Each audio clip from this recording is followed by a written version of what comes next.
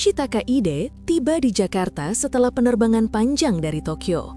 Pesawat mendarat di Bandara Soekarno-Hatta sekitar pukul 10 malam dan saat itu hawa panas lembab langsung menyambutnya seperti selimut basah yang menempel di kulit. Ia bukan orang yang mudah terganggu oleh cuaca, tapi kali ini rasanya berbeda.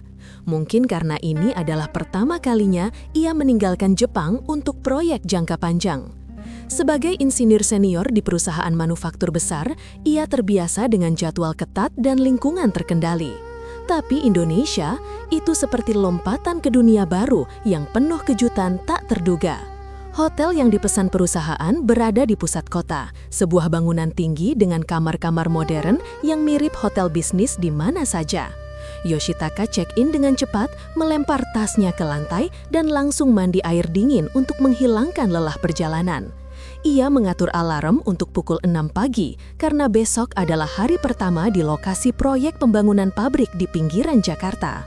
Proyek ini besar, membangun fasilitas produksi untuk komponen elektronik, dan ia bertanggung jawab atas bagian teknis. Tidur adalah prioritas sekarang.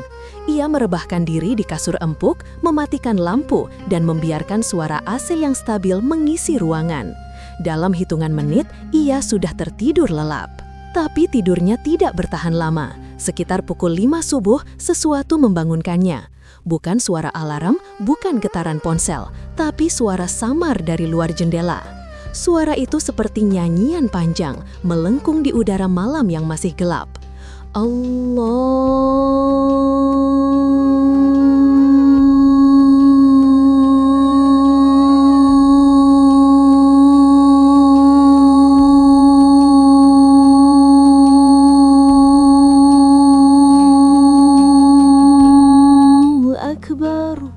Itu berulang, tidak terlalu keras, tapi cukup untuk menembus dinding hotel yang tebal.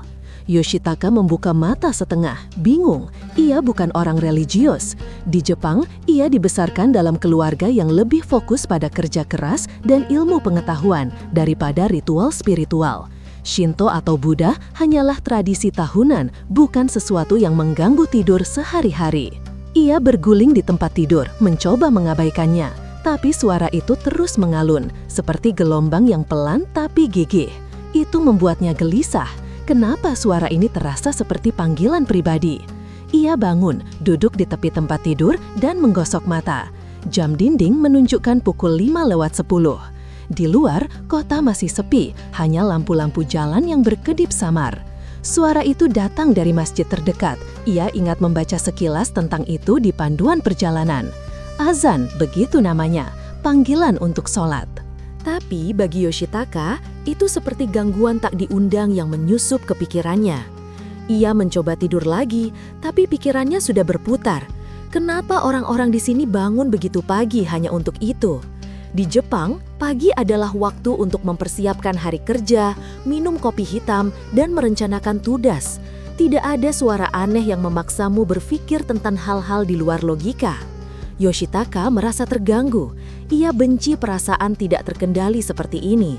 Selama 35 tahun hidupnya, ia selalu membangun tembok di sekitar dirinya.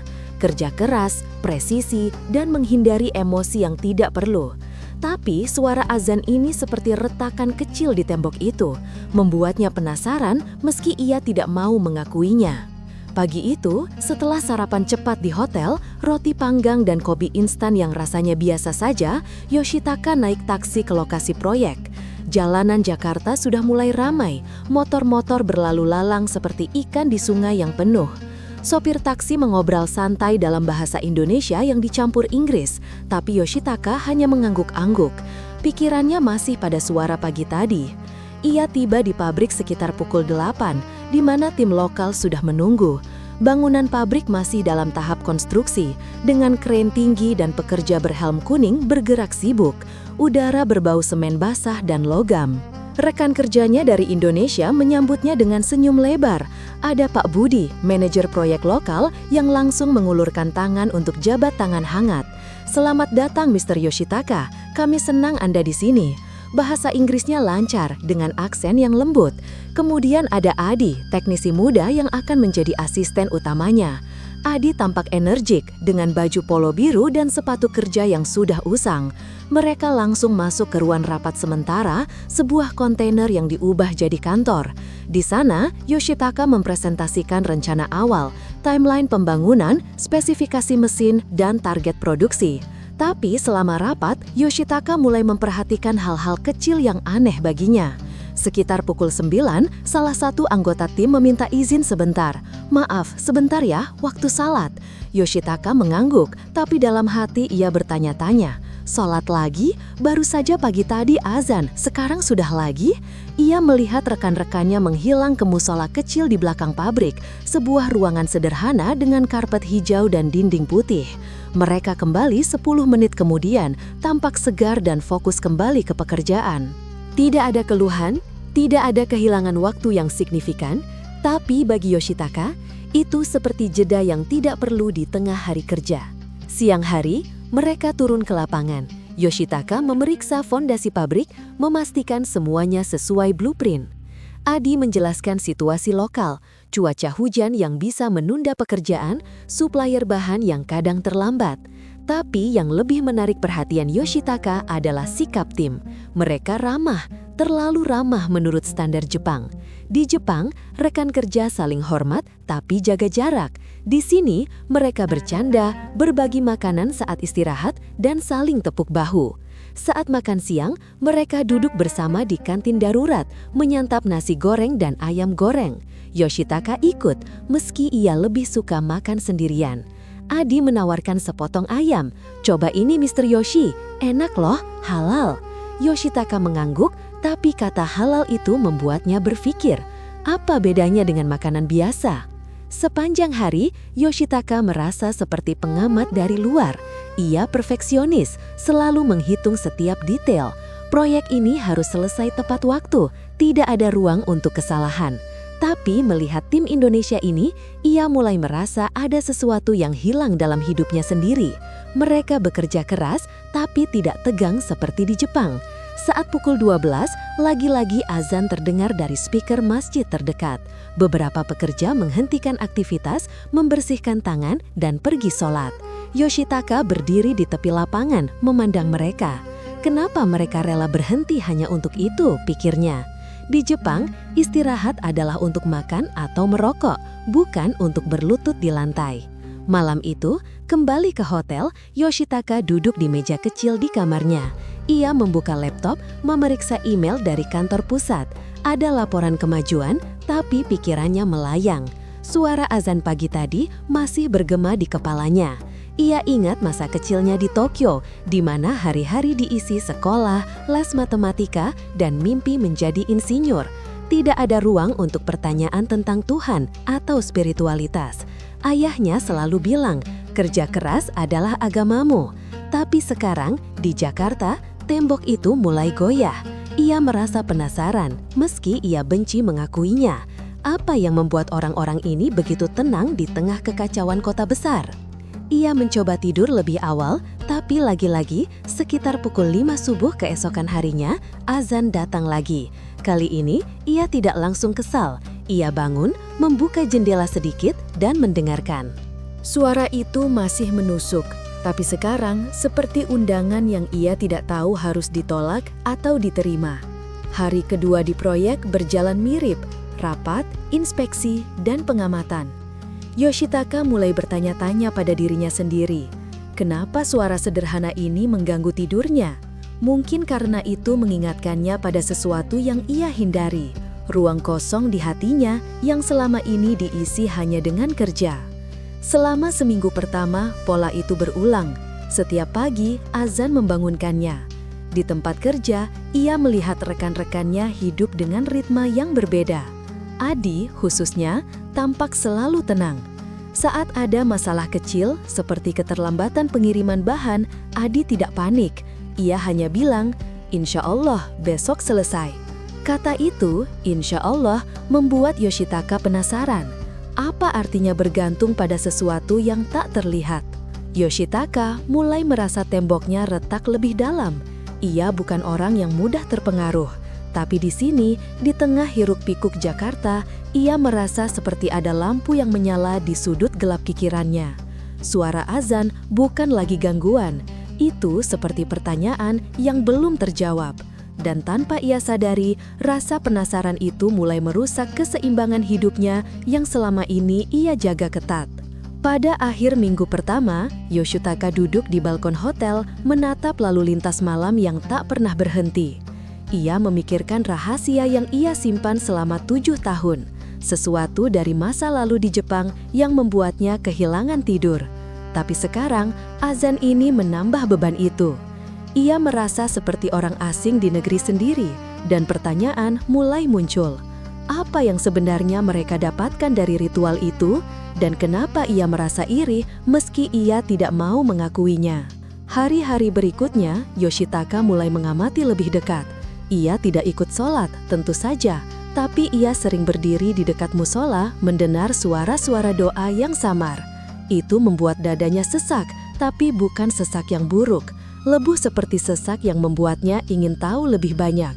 Proyek berjalan lancar, tapi di dalam dirinya ada perubahan kecil yang mulai terjadi. Azan pertama itu bukan akhir, tapi awal dari sesuatu yang ia tidak siap hadapi. Hari-hari di proyek mulai terasa seperti rutinitas. Pukul 6 pagi, Yoshitaka sudah naik mobil dinas, melewati kemacetan yang sama, tiba di lokasi pukul 7.30, lalu langsung masuk ke ritme kerja. Tapi, ada satu hal yang tetap mengganjal di kepalanya. Orang-orang di sekitarnya terlalu santai untuk ukuran proyek sebesar ini. Mereka bisa tertawa di tengah deadline ketat, bisa berhenti 5 kali sehari tanpa merasa waktu terbuang, dan yang paling membuatnya heran, mereka tidak pernah kelihatan marah lama-lama. Suatu siang di minggu ketiga, kejadian kecil mengubah cara Yoshitaka melihat segalanya. Pagi itu ada kunjungan dari pihak klien Jepang, 2 orang eksekutif senior yang terbang khusus dari Osaka untuk mengecek progres. Mereka datang dengan wajah serius, membawa daftar pertanyaan panjang, dan langsung menuju area produksi. Yoshitaka memimpin presentasi, menjelaskan setiap detail dengan bahasa Jepang yang cepat dan presisi.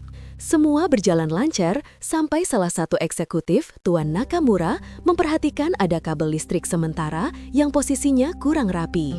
Bukan masalah besar, tapi bagi standar Jepang itu sudah cukup untuk jadi bahan kritikan. Nakamura langsung memanggil Adi karena Adi yang bertanggung jawab atas instalasi listrik hari itu. Yoshitaka berdiri di samping, diam saja karena ia tahu gaya Nakamura, keras, langsung, dan tidak peduli perasaan orang lain. Nakamura mulai bicara dengan nada tinggi, bahasa Jepang yang kasar, menyalahkan Adi karena kurang disiplin dan membuat malu perusahaan. Adi hanya berdiri diam, menunduk, tangan di belakang badan. Ia tidak membantah, tidak menjelaskan bahwa kabel itu baru dipasang sementara karena menunggu material baru. Ia cuma mengangguk pelan dan bilang satu kalimat dalam bahasa Inggris. "I understand, sir. I will fix it immediately." Yoshitaka memperhatikan wajah Adi. Tidak ada rona merah karena malu, tidak ada rahang yang menegang karena marah. Hanya tenang, terlalu tenang. Setelah Nakamura pergi, Yoshitaka mengharapkan Adi akan menggerutu, setidaknya mengumpat pelan di belakang. Tapi tidak, Adi malah berjalan ke pojok lapangan, mengambil botol air, minum, lalu menggelar sajadah kecil di bawah pohon. Waktu duhur baru masuk, ia sholat sendirian seperti biasa, tanpa banyak kata. Yoshitaka yang sedang memeriksa dokumen dari kejauhan tanpa sengaja mendengar suara lirih Adi setelah sujud terakhir. Bukan doa panjang, cuma satu kalimat yang diulang pelan hampir seperti bisikan. "Ya Allah, lembutkan hati saya dan lembutkan hati orang yang baru saja memarahi saya." Yoshitaka membeku. Ia berdiri di tempat, tangan masih memegang clipboard, tapi pikirannya langsung melayang ke masa lalu. 7 tahun lalu. Kantor di Osaka, ruang rapat yang sama dinginnya dengan AC hotel sekarang. Ada seorang karyawan bernama Tanaka-san yang dipanggil karena laporan keuangan salah hitung. Kesalahan kecil, tapi pada saat itu perusahaan sedang dalam tekanan kuat dari investor. Yoshitaka masih ingat betul, ia duduk di sisi meja sebagai salah satu penanggung jawab divisi. Saat rapat, semua menyalahkan Tanaka-san, termasuk Yoshitaka. Ia tidak membela, Ia malah ikut menandatangani surat peringatan keras yang akhirnya membuat Tanaka-san mengundurkan diri 2 minggu kemudian. Malam setelah Tanaka-san keluar, Yoshitaka mendengar kabar dari rekan kerja. Tanaka-san ditemukan pingsan di apartemennya karena overdosis obat tidur. Ia selamat, tapi karirnya hancur. Keluarganya pindah ke kota lain. Sejak itu, nama Tanaka-san tidak pernah disebut lagi di kantor. Tapi bagi Yoshitaka, nama itu terus bergema di kepala setiap malam, seperti alarm yang tidak bisa dimatikan. Sekarang, melihat Adi yang baru saja dipermalukan di depan umum, malah mendoakan orang yang memarahinya, sesuatu di dalam dada Yoshitaka seperti terjepit keras. Ia tidak mengerti bagaimana bisa. Di Jepang, orang akan membalas dengan kerja lebih keras, atau diam-diam membenci, atau keluar dan membawa dendam seumur hidup. Tapi, mendoakan orang yang menyakitimu itu terasa tidak masuk akal. Malam itu, setelah pulang ke hotel, Yoshitaka tidak langsung tidur. Ia duduk di balkon kamar lantai 18, memandang lampu-lampu Jakarta yang berkelap-kelip seperti lautan kunang-kunang. Angin malam terasa lembab, bau asap knalpot masih tercium samar.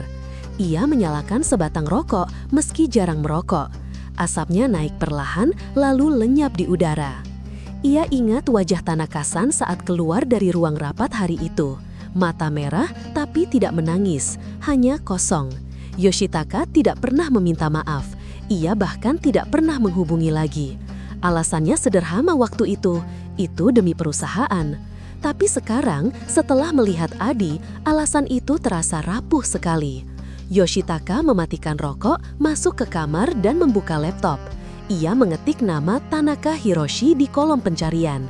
Sudah bertahun-tahun ia tidak melakukannya. Hasilnya muncul, akun LinkedIn yang tidak aktif sejak 2018, sebuah artikel kecil di situs lokal tentang mantan karyawan perusahaan besar yang kini membuka bengkel kecil di pinggiran Osaka. Tidak ada foto terbaru, hanya cukup untuk membuat Yoshitaka tahu bahwa Tanaka-san masih hidup, tapi hidup dalam bayangan. Ia menutup laptop dengan keras, dadanya sesak. Selama ini, ia mengubur rasa bersalah itu dalam pekerjaan, dalam promosi, dalam proyek-proyek besar seperti yang sekarang di Jakarta. Tapi malam ini, doa Adi seperti membuka kubur itu kembali. Keesokan harinya, Yoshitaka mulai memperhatikan Adi lebih dekat, bukan karena pekerjaan, tapi karena penasaran. Adi selalu jadi orang pertama yang datang dan terakhir yang pulang. Ia tidak pernah terlihat lelah meski sering lembur. Saat ada pekerja lain yang kesal karena upah telat, Adi yang menenangkan. Saat ada masalah teknis, Adi yang cari solusi tanpa menyalahkan siapa-siapa. Dan setiap kali ada yang salah memperlakukan dia, Adi tetap tersenyum, tetap membantu. Satu kali, Yoshitaka melihat Adi memberikan uang makan siangnya sendiri ke seorang satpam yang dompetnya ketinggalan. Adi bilang pelan, "Nggak apa-apa, aku tadi sudah kenyang." Yoshitaka yang berdiri tak jauh dari situ merasa seperti ditonjok pelan di ulu hati. Malam demi malam, balkon hotel jadi tempat Yoshitaka merenung. Ia mulai membandingkan. Di Jepang, ia punya gaji besar, apartemen bagus, tapi teman dekat hampir tidak ada. Di sini, Adi dan yang lain hidup sederhana, tapi mereka punya sesuatu yang Yoshitaka tidak punya, ketenangan yang tidak tergoyahkan. Satu malam, setelah hujan deras mengguyur Jakarta, Yoshitaka berdiri di balkon lagi. Petir masih menyambar di kejauhan. Ia tiba-tiba teringat kata-kata Adi dalam doa hari itu. Lembutkan hati saya dan lembutkan hatinya.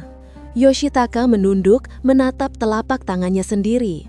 Tangan yang dulu menandatangani surat pemecatan Tanaka-san. Tangan yang sekarang memegang gelas kopi setiap pagi sambil berusaha melupakan. Ia bertanya dalam hati, hampir seperti berbisik pada dirinya sendiri. Kalau aku yang dipermalukan seperti Adi hari itu, apa aku bisa mendoakan orang yang menyakitiku? Apa aku bisa memaafkan diriku sendiri? Pertanyaan itu menggantung di udara malam, tidak terjawab. Tapi untuk pertama kalinya dalam 7 tahun, Yoshitaka merasa ada celah kecil di tembok besar yang ia bangun. Celah itu bernama iri. Iri pada ketenangan yang ia lihat setiap hari.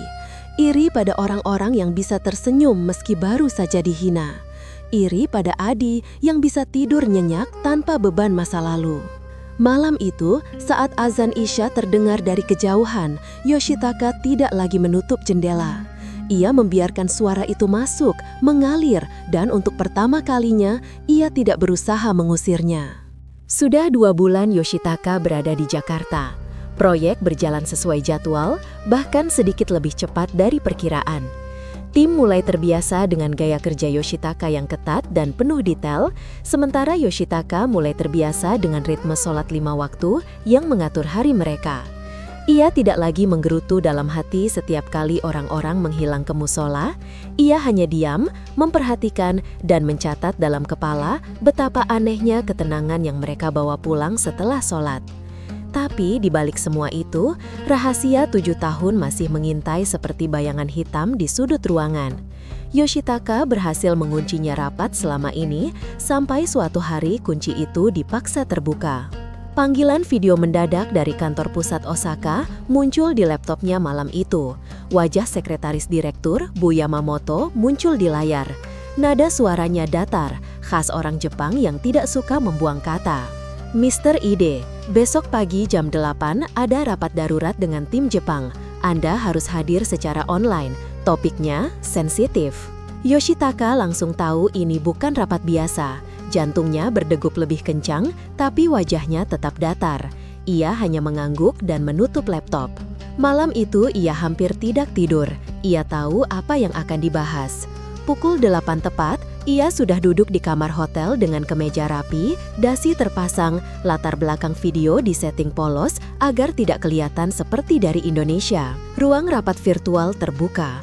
Ada direktur utama, direktur SDM, dan beberapa wajah lama dari divisi teknik. Lalu, di salah satu kotak kecil di layar, muncul wajah yang langsung membuat perut Yoshitaka seperti diaduk-aduk. Tanaka Hiroshi. Wajahnya lebih tua, rambut sudah banyak beruban, tapi matanya masih sama, tajam dan penuh luka yang belum sembuh. Tanaka-san sekarang bekerja di perusahaan konsultan independen. Ia diundang khusus untuk memberikan masukan tentang kasus lama yang tiba-tiba dibuka kembali karena audit internal. Topiknya, kesalahan perhitungan anggaran proyek tahun 2018 yang mengakibatkan kerugian 1,2 miliar yen dan pemecatan 1 karyawan yang dianggap bertanggung jawab penuh. Tanaka-san bicara dengan tenang.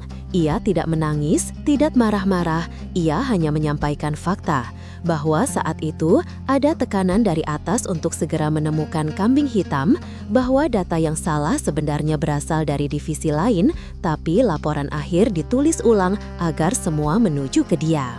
Ia menunjukkan email-email lama yang baru ditemukan, termasuk satu email dari Yoshitaka yang berbunyi, "Saya setuju untuk melanjutkan proses sesuai rekomendasi tim." Satu kalimat itu cukup untuk membuat ruangan virtual hening beberapa detik. Direktur meminta maaf secara formal kepada Tanaka-san atas ketidaknyamanan di masa lalu. Mereka menawarkan kompensasi finansial dan surat rekomendasi resmi. Tanaka-san mengangguk, menerima, lalu keluar dari rapat tanpa sepatah kata kepada Yoshitaka. Setelah rapat selesai, Yoshitaka tetap duduk di kursi. Layar laptop sudah gelap, tapi ia masih menatap pantulannya sendiri. Wajahnya pucat, tangan kanannya gemetar sedikit. Ia ingat betul malam setelah Tanaka-san keluar dulu. Ia pulang ke apartemen, minum sake sendirian, dan meyakinkan diri bahwa itu keputusan bisnis. Ia berhasil tidur malam itu, tapi sejak saat itu, setiap kali ia hampir promosi atau mendapat proyek besar, nama Tanaka-san muncul lagi di kepalanya seperti hantu. Sekarang, hantu itu sudah punya wajah lagi, dan wajah itu menatapnya tadi pagi. Yoshitaka langsung memesan tiket pulang ke Jepang untuk akhir pekan itu. Ia butuh menyelesaikan ini sendiri. Di pesawat menuju Tokyo, ia tidak tidur sama sekali. Ia hanya menatap jendela, melihat awan putih yang terlihat damai, padahal di dalam dirinya badai besar sedang berputar. Di Osaka, ia menemui Tanaka-san di sebuah kafe kecil dekat stasiun. Mereka duduk berhadapan tanpa banyak kata pada awalnya. Tanaka-san memesan kopi hitam, Yoshitaka teh hijau. Akhirnya, Yoshitaka membungkuk dalam-dalam, hampir menyentuh meja. Tanaka-san, saya yang salah waktu itu. Saya ikut menandatangani. Saya tahu itu tidak sepenuhnya salah Anda. Maaf." Tanaka-san diam lama, lalu ia menghela napas panjang. "Saya sudah maafkan Anda sejak lama, Ide-san. Bukan karena Anda pantas, tapi karena saya harus hidup." Kata-kata itu sederhana, tapi terasa seperti pisau yang ditusuk pelan lalu diputar. Yoshitaka tidak tahu harus bilang apa lagi. Mereka berpisah setelah 30 menit tanpa pelukan, tanpa drama. Hanya dua orang yang pernah saling menghancurkan, sekarang berjalan ke arah berbeda. Kembali ke Jakarta 2 hari kemudian, Yoshitaka seperti orang lain. Matanya kosong. Ia tetap bekerja seperti biasa, tapi semua orang di proyek tahu ada yang berubah. Ia lebih pendiam, lebih sering melamun. Adi memperhatikan, tapi tidak bertanya. Malam-malam di hotel jadi semakin berat. Ia mulai membuka YouTube, mengetik cara sholat tanpa suara. Ia menonton video orang sholat, gerakan-gerakannya, bacaannya. Ia tidak langsung mencoba. Ia hanya menonton, seperti orang yang berdiri di tepi kolam dingin, tahu harus masuk tapi belum berani. Setiap kali melihat Adi dan teman-teman lain sholat, dadanya seperti diremas. Mereka bisa tersenyum setelah sholat, bisa kembali bekerja dengan hati ringan. Yoshitaka mulai bertanya-tanya dalam hati, apa yang mereka dapatkan di sana yang tidak bisa ia dapatkan dengan gaji besar, jabatan tinggi, dan reputasi bersih. Satu malam, setelah lembur sampai jam 11, Yoshitaka melihat Adi masih di musola pabrik sendirian. Lampu neon kecil menyala redup. Adi sedang duduk bersila, tangan terangkat, mulut bergerak pelan.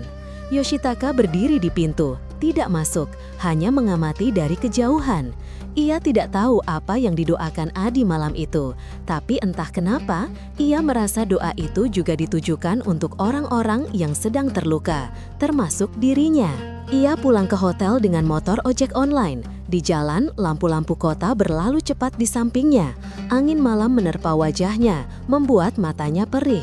Bukan karena angin, ia ingat kata Tanaka-san, "Saya harus hidup." Yoshitaka bertanya pada dirinya sendiri di tengah deru motor, apa aku masih hidup atau cuma bertahan? Malam itu, untuk pertama kalinya dalam 7 tahun, ia tidak membuka laptop untuk bekerja.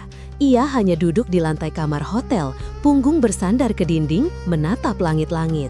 Ia tidak menangis, matanya kering, tapi di dalam dadanya ada sesuatu yang pecah, pelan, tanpa suara. Rahasia 7 tahun itu akhirnya keluar dari kandangnya, dan sekarang ia harus menghadapinya sendirian, tanpa promosi, tanpa alasan bisnis, tanpa tempat bersembunyi lagi. Di luar jendela, azan subuh mulai terdengar lagi. Kali ini Yoshitaka tidak menutup telinga. Ia membiarkan suara itu masuk, mengisi ruang kosong yang baru saja ia buka sendiri. Hari itu dimulai biasa saja. Langit Jakarta mendung tebal, tapi belum hujan. Yoshitaka tiba di lokasi pukul 7:15, langsung menuju area uji coba lini produksi baru. Mesin-mesin besar sudah mulai dirakit, suara las dan bor memenuhi udara. Bau oli dan logam panas tercium kuat. Semua orang tahu hari ini penting, hari pertama uji tekanan pada pipa steam bertekanan tinggi. Jika lolos, proyek bisa masuk tahap berikutnya lebih cepat. Yoshitaka memimpin langsung, memeriksa setiap sambungan, setiap katup, berulang kali. Adi berada di tim yang menangani katup utama. Ia memakai helm, sarung tangan tebal, dan rompi safety. Yoshitaka melihatnya dari control room kecil yang terbuat dari kontainer. Semua berjalan lancar selama 2 jam pertama. Tekanan naik perlahan, angka-angka di monitor hijau stabil. Yoshitaka mulai merasa lega. Ia bahkan sempat berpikir mungkin hari ini bisa pulang lebih awal. Lalu, tanpa peringatan, salah satu sambungan pipa di ujung barat tiba-tiba meledak. Bukan ledakan besar seperti di film, tapi cukup keras untuk membuat semua orang di area itu terlonjak. Pipa tekanan tinggi pecah di lasannya, menyemburkan uap panas dan serpihan logam tajam. Alarm langsung berbunyi nyaring, lampu merah berkedip-kedip. Orang-orang berteriak, berlarian mencari tempat aman. Yoshitaka keluar dari control room dengan cepat. Jantungnya berdegup kencang, tapi otaknya tetap dingin. Ini yang dilatih bertahun-tahun, situasi darurat. Ia langsung mengambil komando, memerintahkan semua mesin dimatikan, menyuruh tim medis datang, dan memastikan api tidak menyebar. Dalam hitungan menit, situasi terkendali. Tidak ada kebakaran besar, hanya uap yang masih menguap dari pipa yang rusak. Tapi kemudian, ia melihat Adi. Adi sedang duduk di lantai beton, punggung bersandar ke tumpukan besi. Lengan kirinya berdarah deras. Serpihan logam sepanjang jari telunjuk menancap di lengan atasnya. Robekan baju memperlihatkan daging yang terbuka. Wajah Adi pucat, keringat bercucuran, tapi matanya masih terbuka lebar. Ia menahan lengan yang terluka dengan tangan kanan, mencoba menghentikan darah. Yoshitaka berlari mendekat.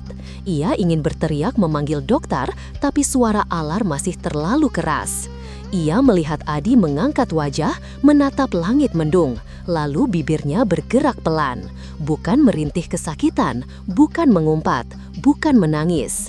Adi mengucapkan kalimat yang sama, berulang-ulang, hampir seperti mantra.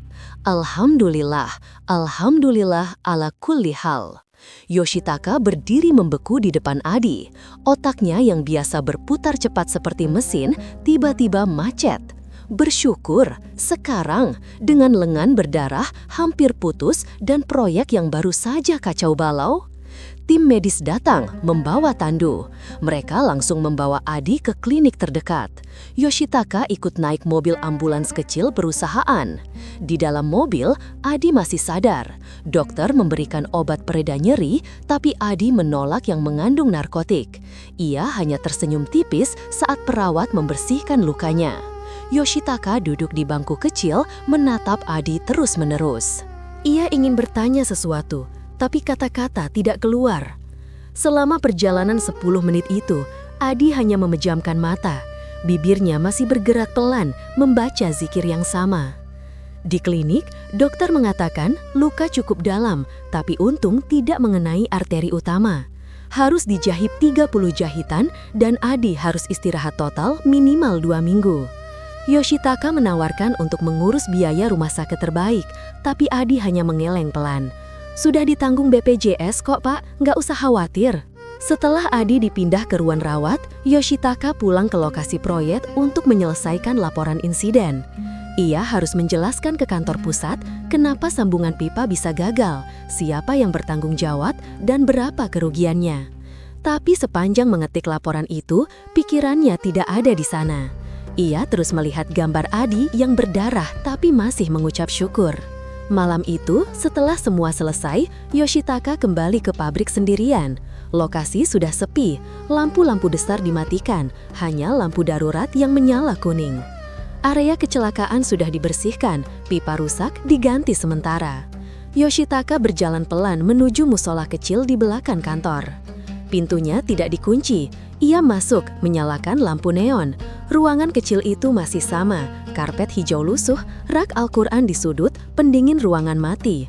Di dinding ada papan tulis kecil dengan jadwal sholat. Yoshitaka berdiri di tengah ruangan, menatap sajadah-sajadah yang tergulung rapi. Ia ingat Adi pernah bilang, "Di sini tenang pak, kalau hati lagi kacau, masuk saja sebentar." Yoshitaka tidak tahu harus melakukan apa. Ia hanya berdiri di sana, tangan di saku celana, menatap lantai. Lalu tanpa rencana, ia duduk bersila di atas karpet. Kakinya gemetar sedikit. Ia menunduk, menatap telapak tangannya sendiri. Tangan yang tadi pagi masih memegang meteran dan laptop, sekarang terasa kosong. Air mata jatuh tanpa suara. Bukan tangis keras, bukan isakan, hanya tetesan pelan yang jatuh ke karpet, satu persatu. Untuk pertama kalinya dalam 7 tahun, Yoshitaka menangis. Bukan karena proyek gagal, bukan karena takut dimarahi kantor pusat, tapi karena ia baru sadar betapa kecilnya dirinya. Ia ingat semua gelar, semua penghargaan, semua proyek sukses yang pernah ia pimpin. Ia ingat gaji besar, apartemen di Tokyo, mobil dinas. Ia ingat bagaimana ia selalu merasa bisa mengendalikan segalanya dengan logika dan perhitungan. Tapi hari ini, ketika pipa meledak, ketika darah Adi mengalir, semua itu tidak berguna. Tidak ada rumus fisika yang bisa menghentikan serpihan logam. Tidak ada prosedur safety yang sempurna 100%.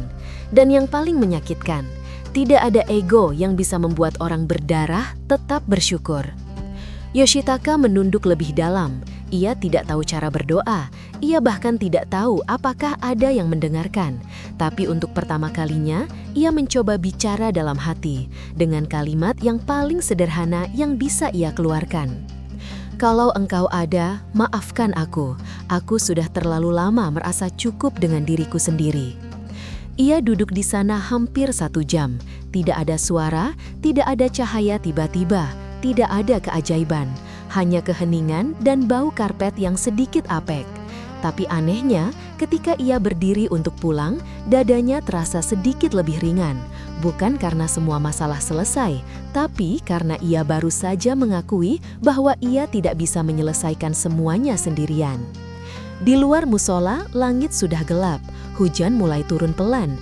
Yoshitaka berjalan menuju gerbang, tidak pakai payung. Ia membiarkan air hujan membasahi bajunya. Dingin, tapi tidak apa-apa. Malam itu, di kamar hotel, ia tidak membuka laptop. Ia tidak menulis laporan tambahan, ia hanya duduk di lantai, membuka ponsel, dan mencari video berjudul Cara Mengambil Wudhu untuk Pemula. Ia menontonnya 2 kali, tanpa mencoba. Belum. Tapi di dalam hatinya ada 1 kalimat yang terus berputar. Kalimat yang tadi pagi diucapkan Adi di tengah darah dan kesakitan. Alhamdulillah ala kulli hal. Yoshitaka tahu ia belum mengerti sepenuhnya, tapi untuk pertama kalinya ia ingin mengerti. 3 bulan setelah kecelakaan pipa, proyek sudah masuk tahap akhir. Bangunan pabrik berdiri megah, mesin-mesin mulai diuji coba penuh, dan tim Jepang sudah menjadwalkan serah terima resmi. Yoshitaka tetap jadi orang utama di lapangan, tapi semua orang tahu dia sudah tidak sama lagi. Ia masih perfeksionis, masih teliti sampai detail terkecil, tapi senyumnya lebih sering muncul, nada suaranya lebih pelan, dan ia tidak lagi kesal kalau ada yang terlambat 5 menit karena sholat. Adi sudah kembali bekerja setelah 2 minggu istirahat, lengannya masih dibalut, tapi ia tetap ngotot ikut ke lapangan. Dokter bilang lukanya akan meninggalkan bekas besar, tapi Adi cuma tertawa kecil dan bilang, "Bekas doang, Pak, bukan dosa." Yoshitaka sering memandang Adi dari jauh, bukan karena pekerjaan, tapi karena ia masih mencari jawaban atas pertanyaan yang muncul sejak malam di musola itu. Ia sudah mulai sholat sendirian di kamar hotel, sholat subuh, sholat maghrib, sholat isya. Gerakannya masih kaku, bacaannya terbata-bata, tapi ia tidak pernah absen lagi. Ia belajar dari video, dari buku kecil berbahasa Inggris yang dibeli di toko buku Gramedia, dan terkadang diam-diam mengikuti gerakan Adi dari belakang saat sholat berjamaah di musola pabrik. Tapi syahadat belum diucapkan, belum resmi. Ia tahu syahadat itu cuma 2 kalimat pendek. Ia sudah menghafalnya berbulan-bulan, tapi setiap kali mau mengucapkan di depan orang lain, ada sesuatu yang menahannya. Bukan takut keluarga di Jepang, bukan takut karir, tapi takut kalau setelah mengucapkan itu, ternyata tidak ada yang berubah. Takut kalau setelah jadi muslim, rasa bersalah 7 tahun itu tetap menempel. Takut kalau Tuhan yang ia cari selama ini ternyata diam saja. Hari Jumat terakhir sebelum serah terima proyek, Adi mengajaknya sholat Jumat di masjid kecil dekat pabrik. Masjid sederhana, lantai keramik, kipas angin berisik, parkiran penuh motor. Yoshitaka ikut, pakai kemeja lengan panjang dan sarung pinjaman dari Adi. Ia duduk di saf paling belakang, mengamati ratusan orang yang berbaris rapi. Khutbah tentang sabar dan tawakal. Yoshitaka mendengarkan, tapi pikirannya melayang ke Tanakasan, ke pipa yang meledak, ke malam-malam di balkon hotel. Setelah sholat selesai, orang-orang saling bersalaman, pelukan, cium pipi kanan-kiri. Yoshitaka hanya berdiri di pojok, tidak tahu harus kemana. Adi mendekat, tersenyum lebar seperti biasa. "Gimana Pak Yoshi? Enak kan sholat Jumat rame-rame?" Yoshitaka mengangguk pelan, lalu tanpa direncanakan, kalimat itu keluar dari mulutnya sendiri. "Adi, aku mau ikut syahadat, sekarang boleh?" Adi terdiam beberapa detik, matanya membulat, lalu langsung memeluk Yoshitaka erat-erat di tengah kerumunan orang yang mulai pulang. "Boleh banget Pak, ayo kita ke imam." Mereka berjalan ke depan, ke arah seorang ustadz tua yang sedang melipat sajadah. Adi menjelaskan singkat. Ustadz itu tersenyum ramah, mengangguk, lalu menyuruh Yoshitaka duduk di depannya. Tidak ada upacara besar, tidak ada kamera, hanya beberapa orang yang masih tersisa di masjid yang ikut menyaksikan. Ustadz meminta Yoshitaka mengulang kalimat syahadat dalam bahasa Arab, lalu artinya dalam bahasa Indonesia. Suara Yoshitaka kecil, agak gemetar, tapi jelas. Asyhadu an la ilaha illallah wa asyhadu anna Muhammadar Rasulullah. Ia mengulangnya 3 kali. Lalu Ustadz memeluknya. Orang-orang di sekitar mengucapkan selamat pelan, beberapa menepuk pundaknya. Adi berdiri di samping, matanya berkaca-kaca. Saat keluar dari masjid, langit Jakarta sedang cerah. Matahari bersinar terang, motor-motor mulai berderu, bau gorengan dari pedagang kaki lima tercium kuat. Yoshitaka berjalan di samping Adi, menunggu sesuatu terjadi. Ia menunggu hati menjadi ringan seketika. Menunggu rasa bersalah 7 tahun itu lenyap. Menunggu cahaya turun dari langit. Menunggu suara bisikan di telinga. Menunggu keajaiban. Tapi yang datang hanya angin biasa yang menerpa wajah. Dunia tetap sama. Jalanan masih macet. Suara klakson masih bising. Tangan kanannya masih memegang tas kecil berisi Al-Quran terjemahan yang baru dibeli Adi untuknya. Tidak ada yang berubah. Di dalam taksi menuju hotel, Yoshitaka menatap jendela. Ia merasa kosong, tapi bukan kosong yang buruk. Lebih seperti ruangan besar yang baru saja dibersihkan, tapi belum diisi apa-apa. Malam itu, ia sholat Isya sendirian di kamar hotel. Gerakannya masih kaku, tapi ia lakukan sampai selesai. Setelah salam, ia tetap duduk di sajadah, menunggu lagi. Menunggu ketenangan besar yang katanya datang setelah syahadat. Tetap tidak ada. Ia membuka ponsel, melihat foto keluarga di Jepang. Ibunya yang sudah tua, adiknya yang belum tahu apa-apa, ayahnya yang selalu bilang agama itu buang waktu. Ia tahu besok atau lusa, ia harus memberitahu mereka. Ia tahu akan ada pertanyaan, mungkin kemarahan, mungkin penolakan. Tapi itu nanti. Yang sekarang mengganjal adalah satu hal, masa lalu tetap ada. Tanakasan tetap terluka, pipa tetap pernah meledak, tangan kanannya tetap pernah menandatangani surat yang menghancurkan hidup orang lain. Menjadi muslim tidak menghapus semua itu dalam semalam. Malam semakin larut, Yoshitaka duduk di balkon lagi, seperti biasa. Tapi kali ini ia tidak merokok, ia hanya memandang lampu-lampu kota. Lalu ia tersenyum kecil, hampir tidak terlihat. Ia baru sadar, syahadat bukan garis finish, bukan tombol reset, bukan sulap yang menghapus dosa dengan satu kedipan. Syahadat cuma pintu, dan ia baru saja membukanya. Di dalam pintu itu tidak ada karpet merah, tidak ada sambutan meriah, tidak ada jawaban instan. Yang ada hanya tangga panjang, gelap, dan ia harus naik sendiri, satu anak tangga. Dengan bekas luka, dengan masa lalu, dengan rasa bersalah yang masih menempel. Tapi untuk pertama kalinya, ia tidak takut lagi naik sendirian. Karena sekarang ia tahu, meskipun tidak ada yang berubah di luar, ada satu hal yang sudah berbeda di dalam. Ia sudah tidak lagi berjalan tanpa tujuan. Azan subuh kembali terdengar dari kejauhan. Yoshitaka bangun, mengambil air wudhu, lalu sholat di sajadah kecilnya. Masih kaku, masih lambat, tapi kali ini ia tidak buru-buru selesai. Setelah salam, ia duduk lagi, menatap sajadah. Pertanyaan baru muncul, lebih besar dari semua pertanyaan sebelumnya. Sekarang aku sudah muslim, tapi apakah aku siap menjadi hamba yang baik? Ia tidak tahu jawabannya, tapi untuk pertama kalinya ia ingin mencari tahu, dan itu sudah cukup untuk hari ini.